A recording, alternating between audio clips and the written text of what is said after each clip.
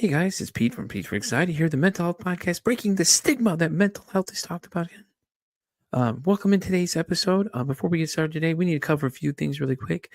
Let's talk about the Pete for Anxiety Patreon first off. It's only $1, guys. $1. What does $1 get you? $1 gets you into the exclusive episodes I am recording currently.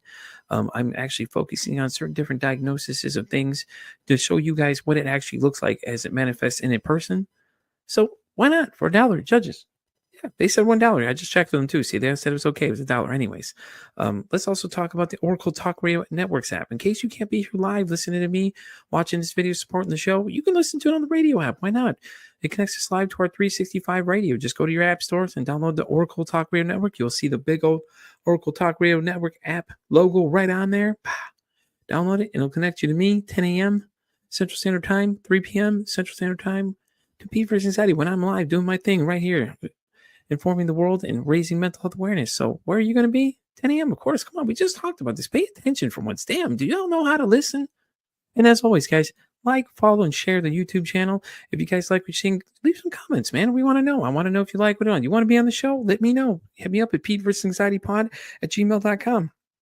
And as always, guys, enjoy the show. And by the way, did I mention to like, share, and subscribe to the YouTube channel as well? Yeah, okay. I just want to make sure because some of y'all are hard of hearing in the back, may have to yell loud or get a megaphone or something. But, anyways, let's get today's show started. Y'all have a great one. Enjoy. Welcome into another exciting episode of Pete versus Anxiety, the mental health podcast, breaking the stigma that mental health is talked about enough. I am thrilled today to welcome my guest. She's truly an inspiring individual, a Reiki master of masters, an evidential spirit medium, mindful teacher, certified trauma educator, and spiritual coach. Please welcome Kat Schwarz. Thank you for having me. How's it going, Kat? It's going great. So why don't you give everybody a little more rundown about yourself? I mean, I know I could do a grand entrance, but it's better when it comes from you. Yeah, well, I guess I'll start from the beginning. I was raised Catholic, which will become relevant in a little bit. And when my dad died at 21, my faith died with him. And prior to that, I would have, even though in retrospect, I grew up in a household that was very toxic, very abusive and neglectful. I really considered my mental health normal until I became a mom in my 30s. And the reason I had that misconception about myself is because I was very high achieving. I was a 4.0 student through graduate school. I got my master's degree in physical therapy when I was 23. I started working at 11 years old because we were financially disadvantaged. And I was just always very, very high achieving. And to me, mental illness and high achievement didn't go together. So I never would have called myself anything but normal.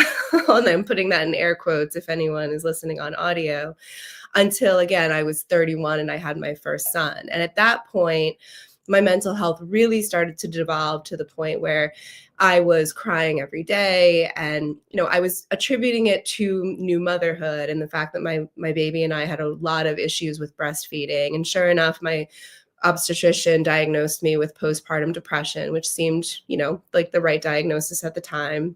And that's when I started to see a therapist weekly, and it helped to a degree. And then about 3 years later, I had my second son, and his birth was traumatic. It was a very scary, traumatic birth. And at that point, that's really where anxiety and I became very well acquainted.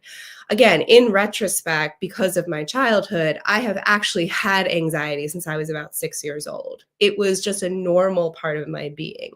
But when I was 34 years old and had my second son and his birth was traumatic, that's when anxiety became such an issue that I could not function without medication. And I started on the journey of antidepressants and anti-anxiety medication. And things got worse and worse and worse. I was seeing a therapist weekly. I was taking all the medications. I did EMDR, and yet nothing was really helping. And it got so bad that when I was 38, I was no longer able to work for the first time in my life. They diagnosed me as bipolar. And I was put into a partial hospitalization program where I truly lost hope, because some of the women that I was in the group with were saying it was their 8th time in this rehab. And I'm thinking, well, then what the hell is the point of this rehab? Right. If you have to come back 8 times, right? And you're still in the same place.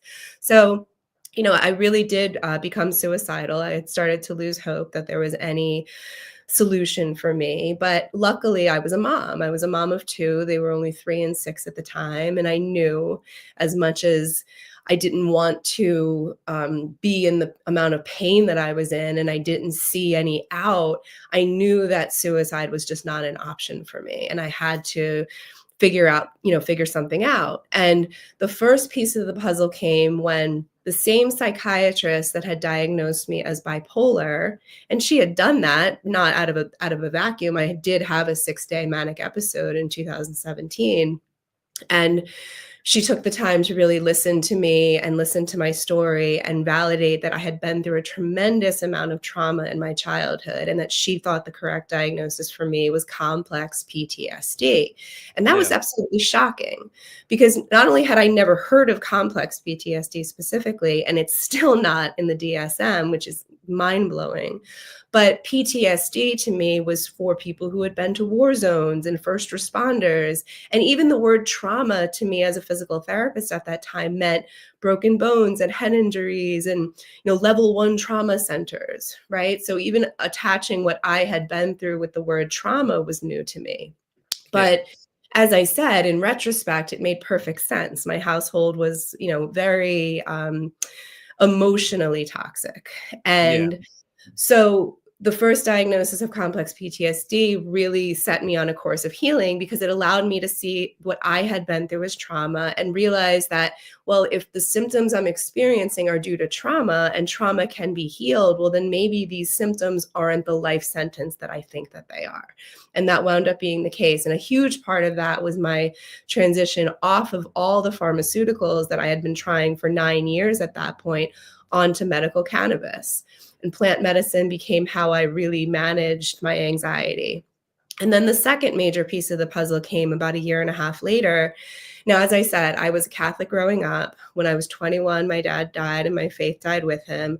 I became extremely staunchly atheist. I really did not validate anything in the spiritual realm. I thought it was all BS. Yeah. If you couldn't explain it to me with the scientific method, I did not believe you. And, I really lived my life in that deep skepticism, so much so that I had become a yoga teacher in 2016, not because I was viewing it as a spiritual practice, which it inherently is, but because it was making me feel better, frankly. It was the first thing that I had tried besides alcohol and Xanax that actually took the anxiety out of my body. And I recognized, wow, that's a lot healthier. So I wanted to become a yoga teacher so that I could teach my physical therapy clients, about how breathing helps, and also that I could open what I viewed at that time as a side hustle. I called it Zen Mom Yoga. And that's all I ever intended to do, was to teach yoga to fellow stressed out moms.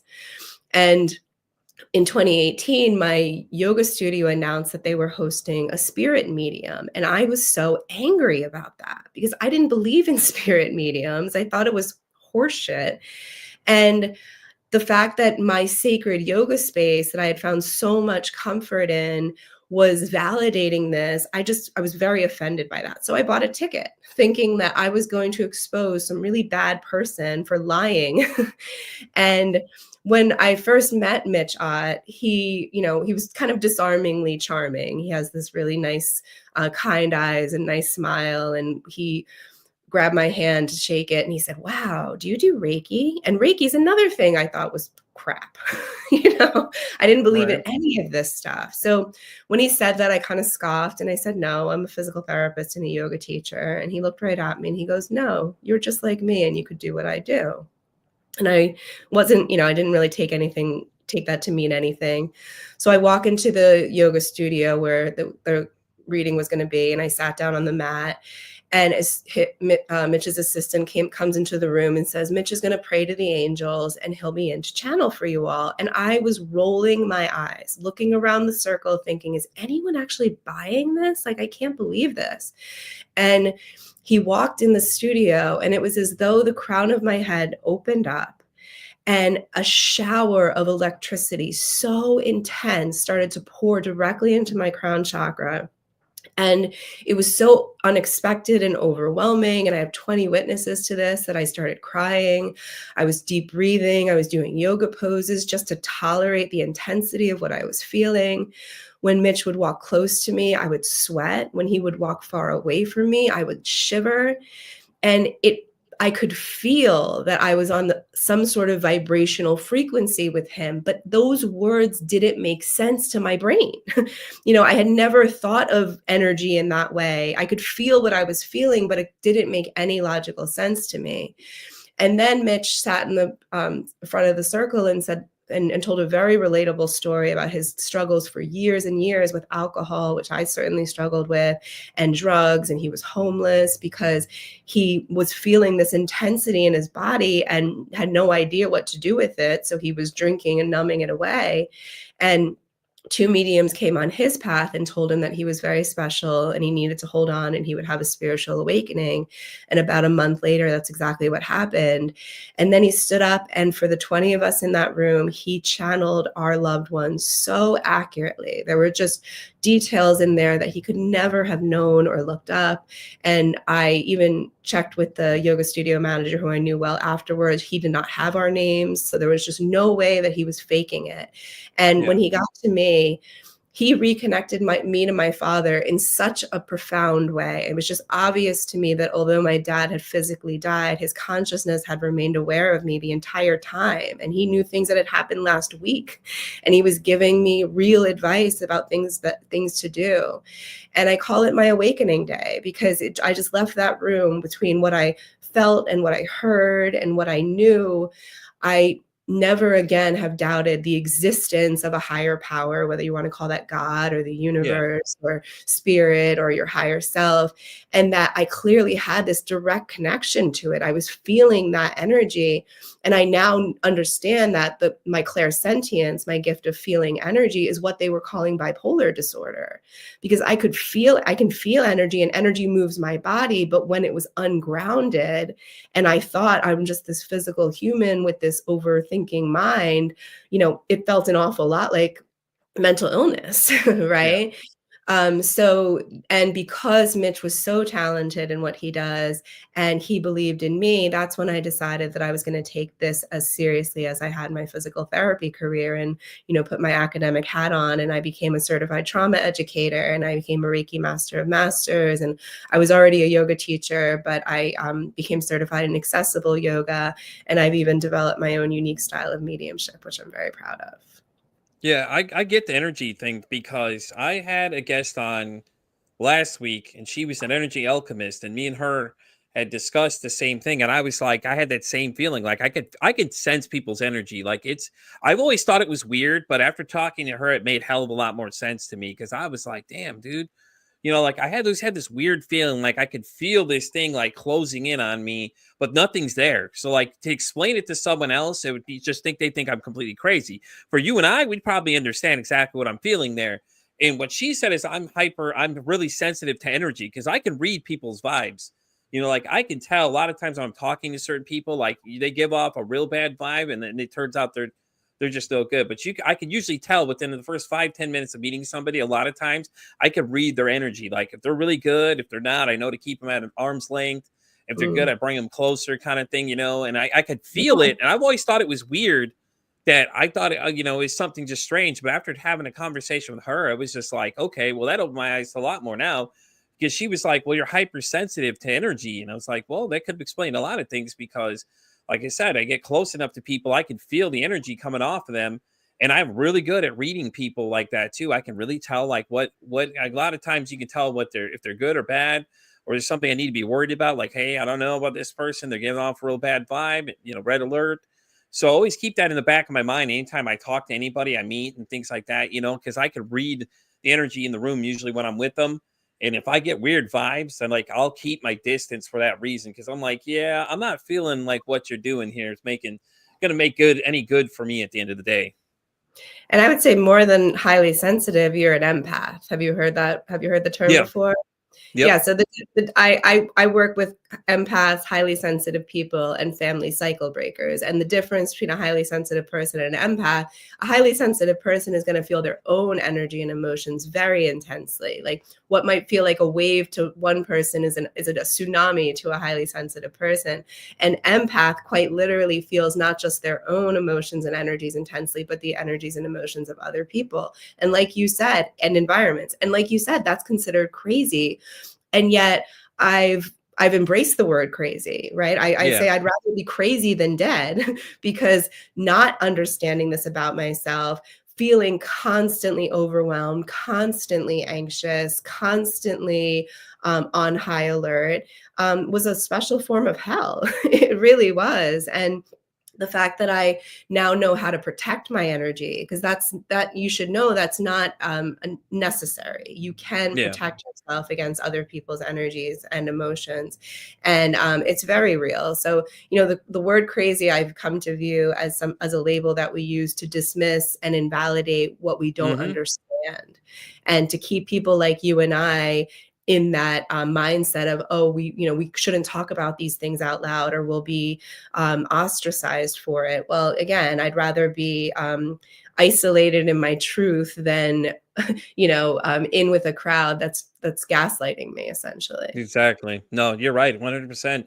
Yeah, I was gaslighted before for a while, and Yeah. I've always had that weird feeling though. Like I said, I could always read people's energy, and I thought it was strange to me at first until I started really like looking into a lot of things. Like my wife, she's big into crystals and things like that, and I start learning more about that kind of stuff. And then she does a lot of tarot card reading things for me, and I start getting into that too. And a lot of this stuff just start opening different channels in my brain because I'm like, dude, this is so cool because I'm so fascinated at this point. And then when I met Melanie is the energy alchemist, was the one I was talking about. She was so cool though. Me and her were just like, and everything made sense though, because she made a lot of things make more sense for me. And I was like, okay, so now I don't feel as weird because I did tell her that one time I was walking and like I was like 17 at the time. I was going down the hallway and I was home by myself. I thought I was hearing people say something. So I got up to look. And then I had this sense of like overwhelming anxiety, like something was getting ready to grip me. So I just ran right into another room and turned the light on. I was like, and then all of a sudden that feeling washed away. And I could never explain it. And I've never told anybody but her about that whole scenario. And I was just like, this is just, I said, maybe you can make sense of this. And she was like, yeah, that does sound interesting though, because it just felt like something was gripping onto me. But then as soon as I took off running, I got kind of real anxious and I just shot off and I went into another room, turned a light on. And all of a sudden it was fine. But normally I have no problem. I could walk around all the lights off in the house, but it was whatever for that reason at that time. I started hearing like a weird voice, like somebody was home talking to me. So I got up to go investigate it. And then all of a sudden it felt like that kind of closing in grip, like something was gripping on me kind of thing. And then after that, it was like, I felt fine after that. It was just weird though, because I could never explain why that feeling happened. Yeah, I mean, the reality is we with our physical eyes, we perceive less than 0.5% of reality.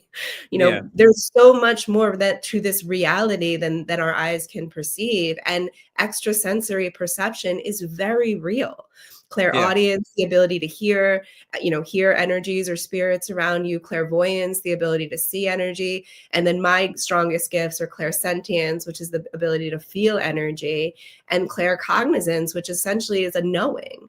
I don't know how I know what I know, I just know it. Yeah. And I can usually validate that with signs and things around me. So yeah, it's very real. And conversations like this, Pete, are literally life-saving because Yeah. we lose so many people to suicide and Hmm. homicide and drug and alcohol addiction because none of this is validated. We're called crazy, we're dismissed, we're put on medications that are worse than the symptoms they're Oh supposedly God. Yeah. treating, The side and effects alone. The side side effects effects alone are insane. that side effects are horrible. And and Hmm. in worst case scenario, put in mental institutions and having our autonomy completely stripped away from us. And this is a uniquely western world problem, right? In the Yeah. Eastern hemisphere, they understand energy. They understand that women especially are extremely intuitive, and and that certain people have the ability to see into the future. And one of the most impactful stories that I had read was an African shaman who was living in the United States going to medical school. And his classmate was admitted to a mental institution, and he went to visit his friend, and he was absolutely horrified by the conditions of the mental institution, because he could so clearly see from his cultural point of view that these were, in his words, healers trying to be born, that this wasn't an illness, that this was an emergence of their gifts. Yeah. And with the young man's permission and his parents' permission, he brought him back to Africa. And within 4 months, this man who had been in an institution in the United States was a practicing shaman in Africa, and actually stayed for the next 4 years because he felt so needed there. And he felt that his gifts were really being nurtured and validated, and then ultimately came back to the United States and became a psychiatrist. So we are out there, some of us who understand this about ourselves, who have survived literally not just the symptoms, but the stigma, and have the courage to say out loud, no, this is real, and I'm going to be a steward for other empaths, other highly sensitive people. And, in my case, for family cycle breakers who have experienced significant trauma in their childhood and don't want to perpetuate that intergenerational trauma. Yeah, I get that completely. So let me ask you a question though about being a medium. Like, I know a lot of people like to say that that's not real, but I hate to break the news to y'all. There's too much going on out there that people need to start to wake up and realize that we seeing these things. It's not just things. You're seeing actual like spirits and things that are there, and I think a lot of people uh tend to think that's just, oh, that's all hogwash, oh, it's all fake. Or what do they say? The Miss Cleo was the big one that you hear a lot of people say about, how like she was fake. Okay, well, just because she's fake doesn't mean everybody else is fake too, because how do you explain a lot of these phenomenons and things that are going on, Yeah, I mean, I don't know how you can watch someone like Tyler Henry, the Hollywood medium, or even Mitch Ott, the medium who awakened me, and call them fakes. I mean, it's just so obvious that they are communicating with spirits. And again, we're not seeing the vast majority of what's around us. So my style of mediumship is actually very unique and different. I'm very proud of it, but it's not the same as, I'll use Tyler Henry again as the example, where he's clearly, I know he's clairvoyant, so he's clearly seeing a lot of the information that he's passing on to the client from and hearing or getting downloads in his mind about it. When I do my mediumship, the majority of the signs that are sent to me are external to me, which is actually very cool, because I can literally capture in the form of photos, screenshots, audio, video recordings, how spirit is communicating with us on the outside. And the thing that I'm most proud of is, are you familiar with the murder case of Gabby Petito? Mm-hmm. Back in 2021, it was it's actually a Netflix movie is about to come out about her case. And the day after her murderer was found dead of suicide, I started getting inundated with signs from Gabby Petito. And I had no connection to the family, even though I was also from Long Island, and her mom and I are very close in age. But the fact that I was getting very clear signs from Gabby was very shocking to me, because it was such a huge story. And they didn't stop. The signs just kept coming and coming and coming. So after about 4 months, I gathered up the evidence, or some of the evidence that I had been presented, and I sent it off to the Gabby Petito Foundation, addressed to her mother. And I got a text message just a few days later, and we've been friends ever since. So, she's somebody who relies on me to give her signs from her daughter that are really profound, because our loved ones never leave us, right? Energy is neither created nor destroyed. We learned that even in rudimentary science classes in the 1980s when I was growing up, that energy is, again, neither created nor destroyed, and we are energy. We have physical bodies, of course, but even our physical bodies are energy. vibrating particles of interconnected energy makes up everything in this universe. And while we have a body and we have a mind, and we're more familiar with our bodies and our minds because they're the tangible, things that we can see, and certainly we hear ourselves thinking, at our core, we really are energy. We are soul. We are a frequency, the consciousness, and that is eternal. And I think one of the things that trips people up with mediumship is the fact that channeling, is actually a natural state of being. Children channel all the time before their egos are formed. Children are significant sources of synchronicity. It drives me crazy when people invalidate children who say they have imaginary friends, right? Yeah. It's real. And you telling your child that that's not real is a form of gaslighting. And True. and it happened to me. I was 6 years old when I had my first psychic experience, premonition, whatever you want to call it. I was at a dentist's office and finishing up, and my brother had forgotten about the appointment. So he had gone home first, grabbed his bike, and then rode back to the dentist's office. And my brother and I did not get along, to say the least. He was a severe bully to me. But as soon as I saw him, I had this knowing that he was about to be injured.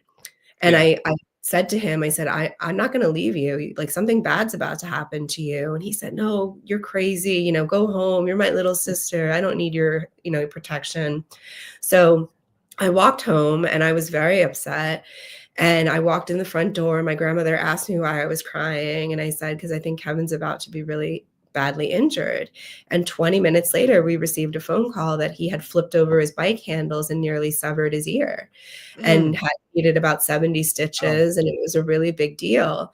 And because of our, the fact that it was the 1980s and the fact that we were Catholic and that the attention went on to his injury, no one ever talked about it again. No one ever asked me how I knew that or looked into that. And that really was the start of me denying my own knowing, my own capabilities. And the consequences of that were not benign. As I said, I almost lost my life to suicide when I was 38 years old. So we have to stop pretending that energy is not real, that extrasensory perception is not real, because it's real. And, we can't solve a problem, and everyone supposedly wants to solve the problem of, mental health issues and suicide and homicide and drug and alcohol addiction. And yet, as a whole, we're not even willing to face the reality of what's causing those problems. Like, how can you solve a problem you don't even understand, and you're not even willing to discuss in deeper depth than, oh, well, those people are crazy and we're normal. What's normal? That's exactly my point, right?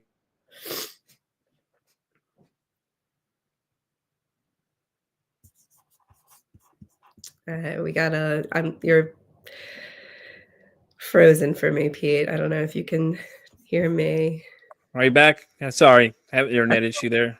That's okay. But that's the main problem, though. Like you just said, is that people don't want to talk about it enough. I don't care what people tell me. I think it's bullcrap, honestly. Oh, we talk about it. We don't talk about it enough. That's the problem. That's why this show has such a demand that people want to come talk about these things, because it's not talked about enough. I don't care what anyone says to me. Oh, we talk about it all the time. We don't talk about it enough. There's these clickbait videos and all these people say they're advocates and things like that. But if you really pay attention to what they're doing, is that they get excited about the month. Okay, well, it's Men's Mental Health Month. You see all these flashy videos. And after that, conversation ends. It's like, but the conversation doesn't end there, man. It still goes on. Like, us people that deal with these things have to continue to deal with these problems. And it's a mockery to me. It's just like a mockery. You're just, okay, you want to be in the hype of the moment. And then after that, you're just like, okay, well, I'm done now. I don't want to talk about this anymore. This is too real for me. And then when you bring up like suicide, things like that, people just tend to not be able to handle the conversation because they don't know what to say. And I think it's because we're not educated enough, obviously, because when we don't know enough, it's instantly, okay, well, you're crazy. Or you hear schizophrenia, or you hear a bunch of these other ones, and people instantly jump to conclusions.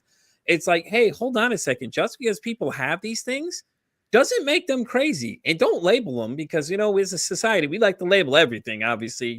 We like to get that little labeler out and just start labeling people as things, And it makes me laugh when you start talking to different generations of people and then they just start laughing at you when you start having conversations with them. So sometimes I'll randomly bring up things just to people to see what they react to. And one guy, what did he tell us? We're all autistic or something is what he told me. I'm like, I don't think we're all autistic, man. I think you're really looking at this from the wrong angle.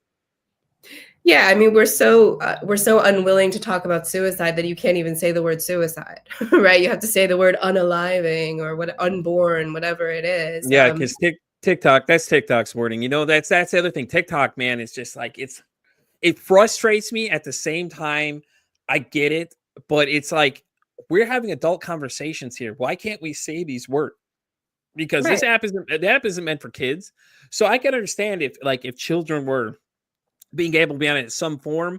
Okay, hey guys, we need to clean up the language a little bit. But these are adults on here, 18 and older, should only be allowed on there. And you're Yeah. having real conversations. Now, the context of your conversation, like you're not telling people to go off themselves and things like that. You're actually having a real conversation. I don't think they should really be harsh about it, but they're not. You have to say unalive or you have to say, pew pew. You can't say certain words.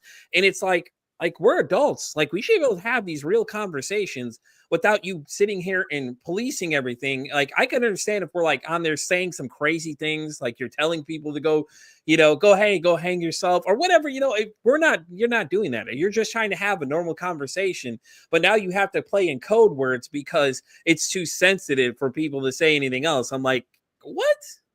Yeah. I mean, it's ridiculous. Like, again, how can you solve a problem you won't even name? Right? I mean, Exactly.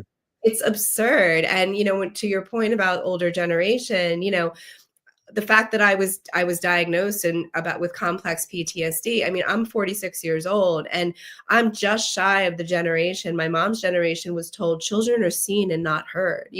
My mom acted like it was some major gift to me that I even had a voice in my family, although I really didn't. The Yeah. things that I experienced and my thoughts and feelings were never validated, right? But Yeah. there's a lack of accountability, where Yeah.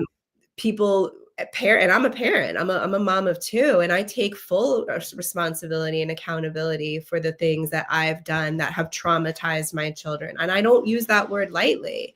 Yeah. What I went through certainly impacted them. My older son especially has pretty bad anxiety. And, it's not about blame, it's about taking responsibility and being a Yeah. steward for them and allowing them to speak honestly about what they're actually feeling and not try to sweep it under the rug because it makes you uncomfortable. There's this wild dichotomy between how we treat suicide versus how we treat the suicidal, right? Like Mhm. suicide is a tragedy, but the suicidal are an inconvenience. Exactly. It's like when someone is actually in that headspace and wants to talk about it, like it's like, oh no, don't say the word, don't speak like that, don't talk like that. And then we're all shocked, or society as a whole is shocked when the person actually takes their life, and it's like you wouldn't even let them talk about it. So Exactly. it's like it really drives me crazy.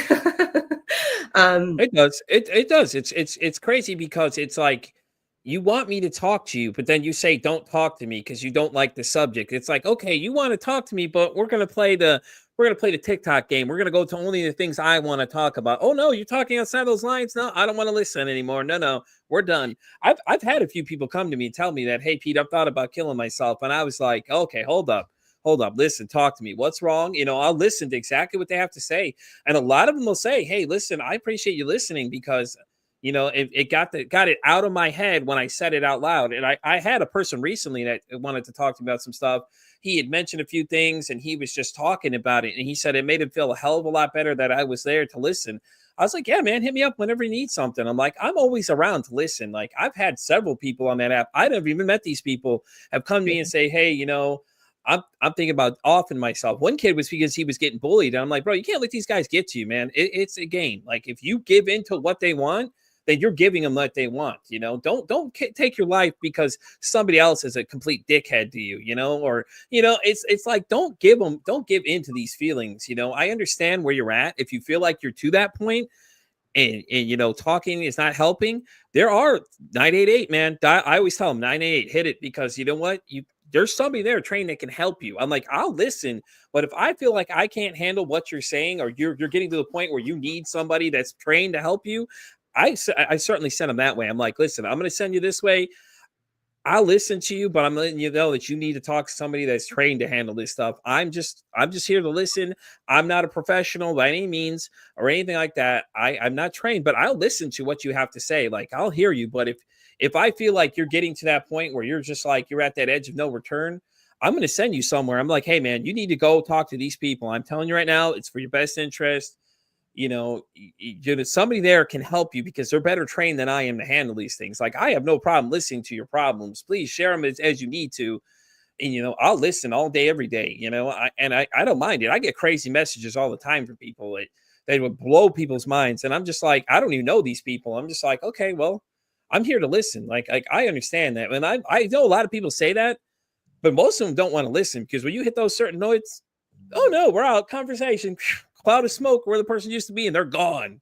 It's like, especially with suicide, because it's like, what do you do in that situation? Because you're like, someone's feeling like this, and they're like, hey man, I'm thinking about taking my life and things like that. I've had a close personal friend call me and tell me he was getting ready to jump off the roof. He was on the phone with me saying he's going to jump off the roof of his house. I'm like, no, man.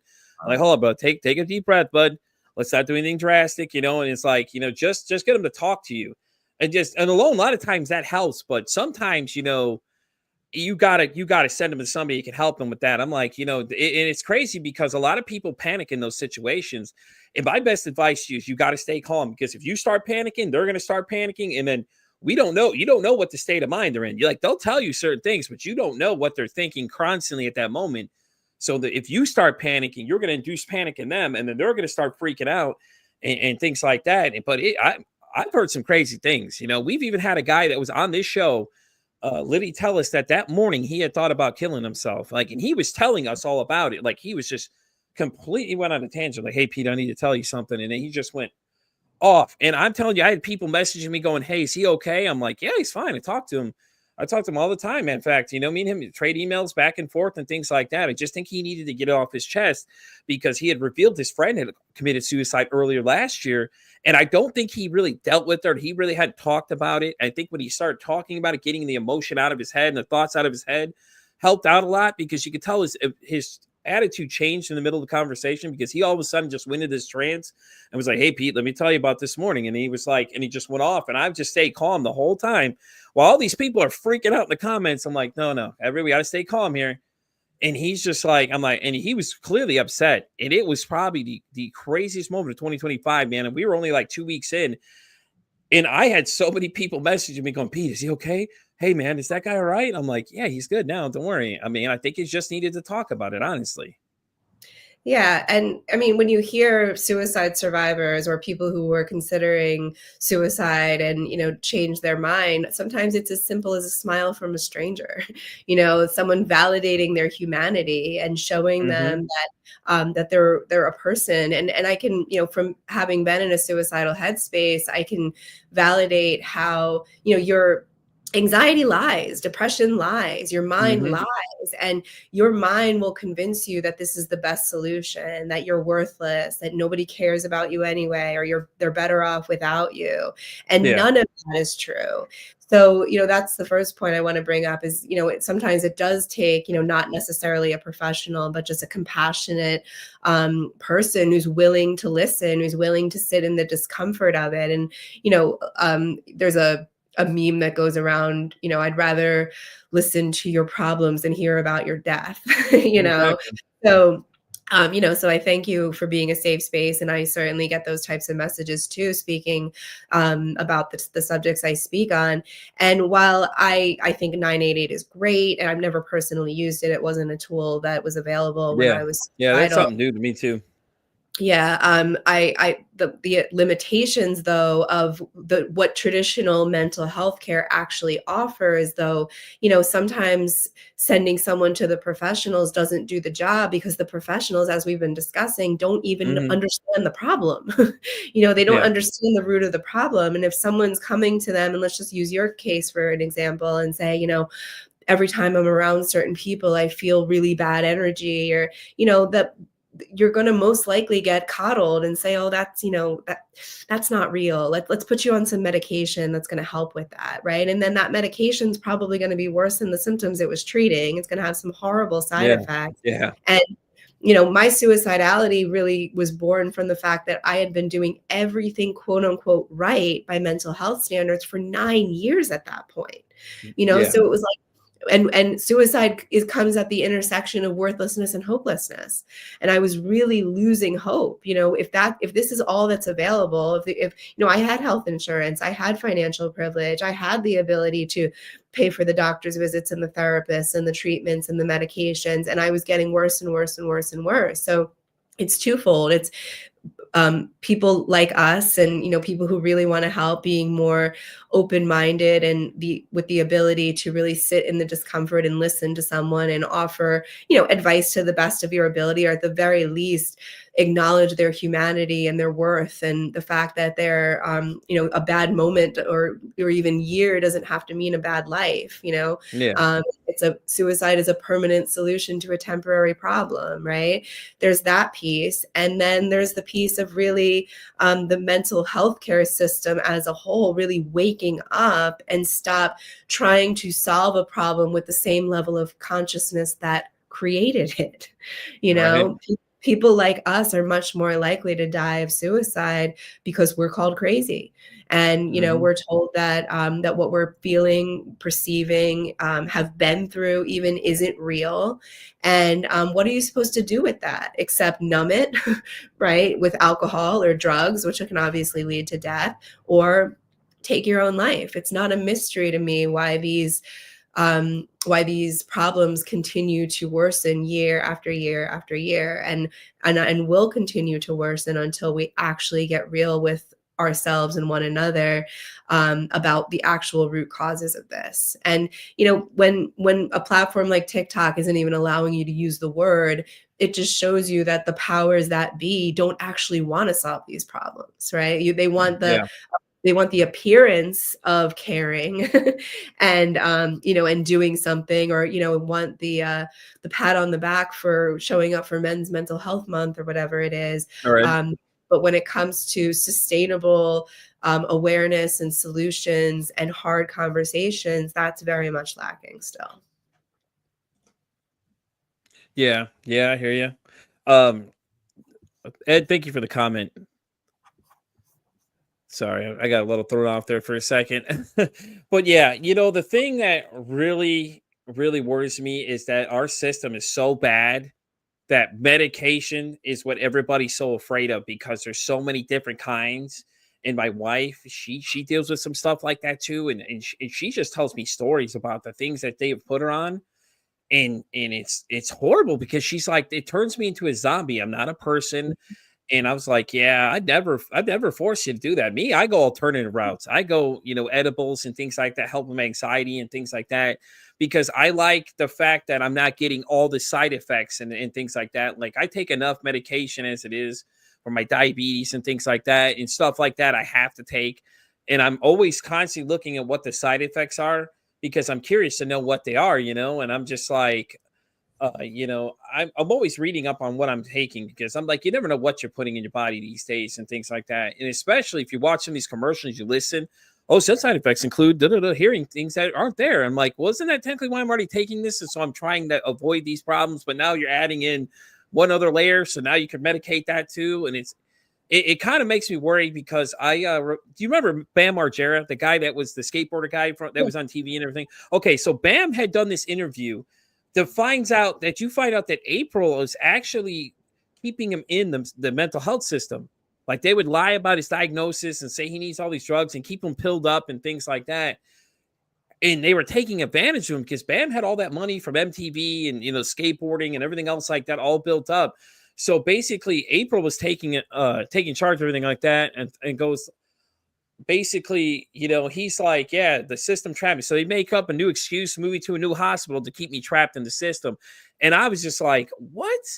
I was like, that's crazy, because April, Britney Spears, right? I mean, Britney Spears' entire freedom was taken away from her, because of her mental health issues. And that's not an accident, and specific to medication, I'll tell you what happened to me. I mean, I had tried multiple classes of antidepressants, anti-anxiety medication, then ultimately mood stabilizers. And the last mood stabilizer that I was prescribed is one called Rexulti, and it's still on the market. I saw a commercial for it just the other day, which really angered me because when I was started on it, it was one of those, you start for a week on 0.5 milligrams, and then the next week is 1 milligram, and then the third week is 2 milligrams. And I took the 0.5 milligram and I felt slightly better, maybe just a slight improvement. And then I took 1 milligram and I felt maybe slightly better. And then I started taking the 2 milligram tablets, and immediately the suicidal thoughts came back louder and more intensely than ever, to the point where they were unignorable. It was the first time I actually admitted out loud to my psychiatrist and my family that I was suicidal. And my psychiatrist told me to go to a psychiatric ER to be evaluated. And the therapist that was doing the evaluation with me, when he asked me what medication I was on and I told him Rexulti, he said, "Oh yeah, we've had lots of issues with that one causing suicidal thoughts." And I'm like, isn't it supposed to treat suicidal thoughts? If it's causing suicidal thoughts, why the hell is this a medication that we're prescribing? Real quick, Ed's point right here exactly says, is it possibly to keep us zombified? What you just Yes. said fits right into that category of exactly what I was talking about, how it feels like they're just basically creating new symptoms to medicate those symptoms. They don't want to fix problems. They want to keep adding to the issues, because if they can keep us going, they can keep us going on these pills, and we have to be so sustainable about them. That's why I go alternative, honestly. Yes. I mean, medical cannabis, I don't take any medication any longer, but medical cannabis saved my life.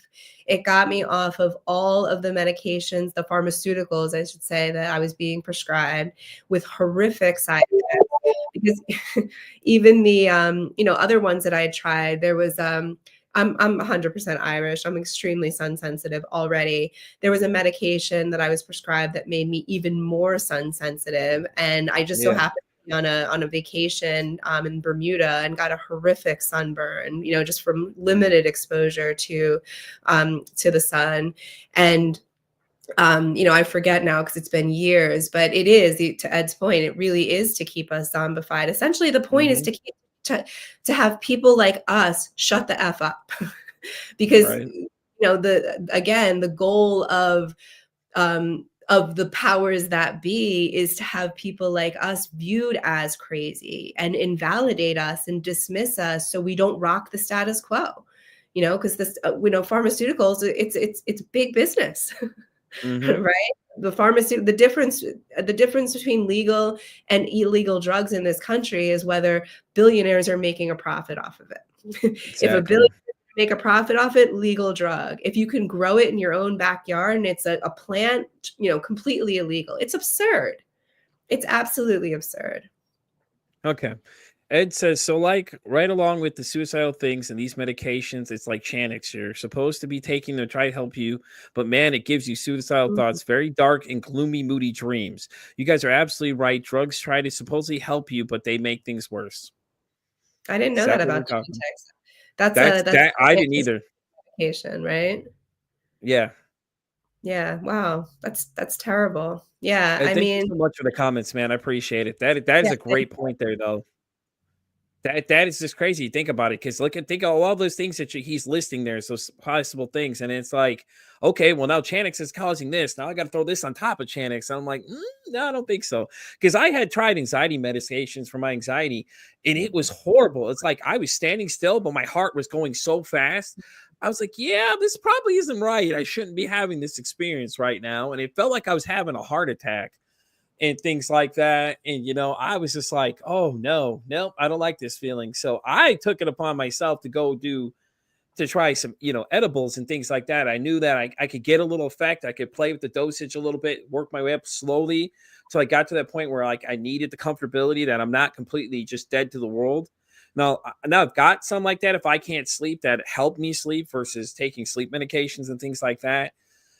I recommend people try alternatives, honestly. Like, if there's something you're trying to treat, check it. Mushrooms are doing wonderful things these days Mm, that, a lot of people, and they have them form the coffee, and they have the gummies, and they have all the different things you can try them as, and there's so many different things out there that can help you. You just gotta kind of just take your time and work your way up to make sure you don't overdose on it. Because if you're going to go onto a real fun trip, you may not like the trip, but you're going to go on a trip. Okay, like little Einstein says, we're taking a trip on that rocket ship. Listen, I had my wife had an experience one time. She come over, we were dating, and she's probably going to kill me for telling the story. But she had gone into one of my areas. I had something, and I had these really strong gummies that someone had given me. And she's like, yeah, I tried this candy in your fridge. I'm like, oh God. I said, which one did you try? She's like, oh, the little rings. I'm like, oh no. She goes, what happened? Oh, you're about to go on a fun trip. And she was tripping out. She's like freaking out, like, oh God, I can't get out of this chair. I feel hair on my teeth, is what the other person is saying. I'm like, yeah, you guys aren't ready to handle that level of stuff, man. It's just, I was like, you know what? We learned a lesson today, kids. You know what it was? We don't go playing other people's stuff. Yeah, I mean, psychedelics are absolutely the future of mental health treatment, and and yet, to your point, it can be very intense and very scary, and it's not something that you should do without certainly supervision from somebody who understands what's going on. And it does allow us to see into the realms that are actually there, right? I mean, what you're perceiving on mushrooms is also reality, right? Like I said earlier, your physical eyes are only perceiving less than 0.5 of refractory light. And I've tried, cannabis, I've tried psilocybin or magic mushrooms, I've done ketamine, which was wonderful. But these are very expensive and in some cases highly illegal, and that's purposeful. It's to keep people away from true healing. And just to go back to what, pharmaceuticals, the one medication that I found that helped me when my anxiety was so severe after the birth of my second son's trauma, it was so severe that if I didn't take Xanax every 6 hours, I would throw up. I mean, that's how bad the anxiety was. And so I thought, okay, well, at least I found something that helps, right? So, and then, it was a very fine line. I had to, 0.5 milligrams was enough to get me out of bed and actually get me to be able to mother my children and somewhat take care of myself. But any more than 0.5, and I would be asleep all day. I mean, so I knew that it was a very fine line. And then I found out that you can die just from withdrawing off of benzodiazepines like Xanax. And it's like, oh my God, the one thing that I thought was helping me could literally kill me if I stopped taking it, cold turkey. It's just, there's the way that doctors dole out these medications or prescribe these medications that can literally kill you. And yet, we hear about the war on drugs against all the things that can actually help you. There's clearly an agenda at play here. This is not, it's not coincidental. Exactly. Explain it to me how it's any other way, because it doesn't make any sense. It's like, we want help from these things, and then addiction's created because we're trying to fix our own problems. And then when we find something that works, oh no, you can't have that. That's illegal. That's not good. Like I said, mushrooms are doing fantastic things, these days. And like, I got friends that do the coffees and things like that. And marijuana, like there's different things that, like, I can't remember what I watched. It was one episode, one thing was about this little girl who used to have seizures. Well, they're taking the CBD, they're taking the oils from the weed and we're using it to help her cure seizures. And it's like, all these other medications couldn't fix this problem, but this helped.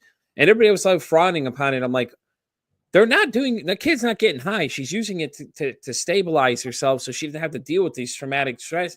All these things that are going on, it's helping her. Why tell her no?